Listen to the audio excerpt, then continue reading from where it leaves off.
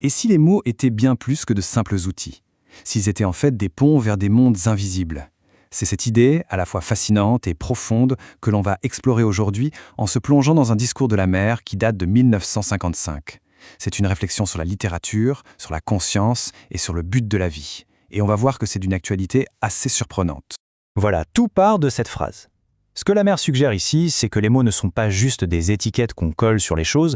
Non, ils sont comme une passerelle, une connexion vivante avec des dimensions plus profondes de la réalité.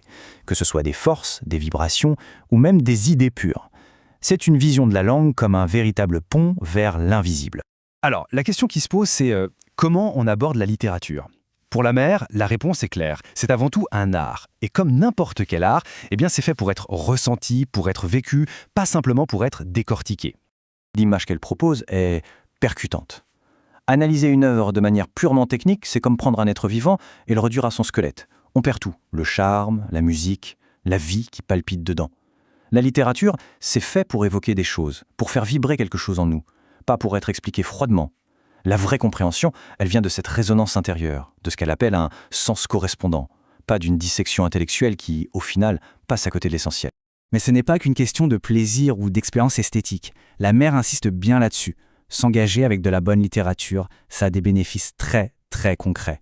Lire, ce n'est pas juste un passe-temps, c'est un véritable outil de développement personnel. Et voici comment, concrètement. Une bonne lecture, ça nous rend plus intelligents, tout simplement. Ça affine notre compréhension du monde. Ça cultive ce qu'on appelle le bon goût. Ça enrichit notre esprit. Ça nous apprend à organiser nos propres idées et, au bout du compte, à mieux nous exprimer. C'est vraiment une progression complète, à la fois intellectuelle et artistique. Bon, tout ça, c'est l'idéal.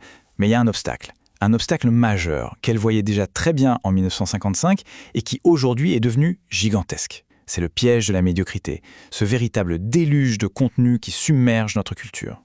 Le constat est assez brutal. Le monde est littéralement noyé sous une production de masse, souvent vulgaire, presque toujours mal écrite, mal pensée. Et pourquoi? L'objectif n'est plus d'éduquer ou de faire progresser qui que ce soit. Le seul but, c'est de faire de l'argent. Les nouvelles techniques ont permis de produire à bas coût et ça crée un immense marché de la médiocrité qui, petit à petit, détruit le goût et décourage tout effort intellectuel. Et avec cette citation, elle met le doigt sur la racine du problème. C'est cet esprit purement mercantile, ce fameux veau d'or, qui domine tout. Le profit est devenu la valeur suprême et il a complètement éclipsé la recherche de qualité, de vérité ou de beauté. Et pour que ce soit bien concret, elle donne cet exemple, absolument frappant. La valeur d'un être humain n'est plus mesurée par son intelligence, sa bonté, son caractère, non, elle est mesurée par sa richesse. Dire de quelqu'un « il vaut $1 million », c'est devenu le compliment ultime. C'est une distorsion complète et assez effrayante des valeurs humaines quand on y pense. Face à ce constat un peu sombre, on arrive à un tournant dans le discours. La mère nous place en fait devant un choix fondamental que chacun, à un moment, doit faire sur la manière de vivre sa vie. Et le contraste est saisissant. D'un côté, il y a la grande majorité, qui vit une vie plutôt inconsciente. Le résultat, l'ennui, la recherche permanente de distraction, l'évitement des vraies questions, bref, une existence un peu gaspillée. Et de l'autre côté, il y a une minorité qui choisit la vie consciente, c'est-à-dire une quête de sens, une volonté de comprendre, de progresser, de faire quelque chose pour que sa vie aboutisse à quelque chose. Bon, maintenant, pour ceux qui décident de prendre cette voie consciente, il y a encore une distinction à faire. La mère décrit 2 grandes approches, 2 chemins possibles pour ce développement. Le premier chemin, c'est le chemin intégral. L'idée, c'est de développer le plus complètement possible toutes nos facultés humaines.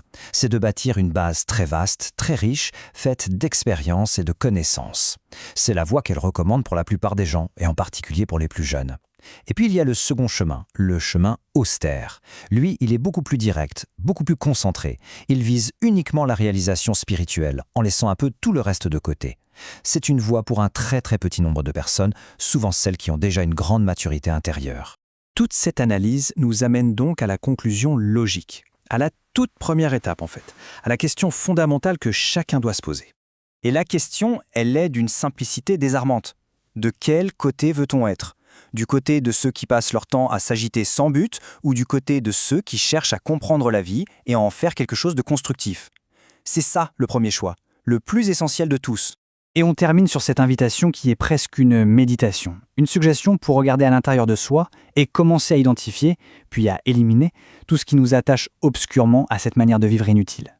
C'est une pensée très puissante pour conclure notre analyse et surtout pour continuer la réflexion bien après.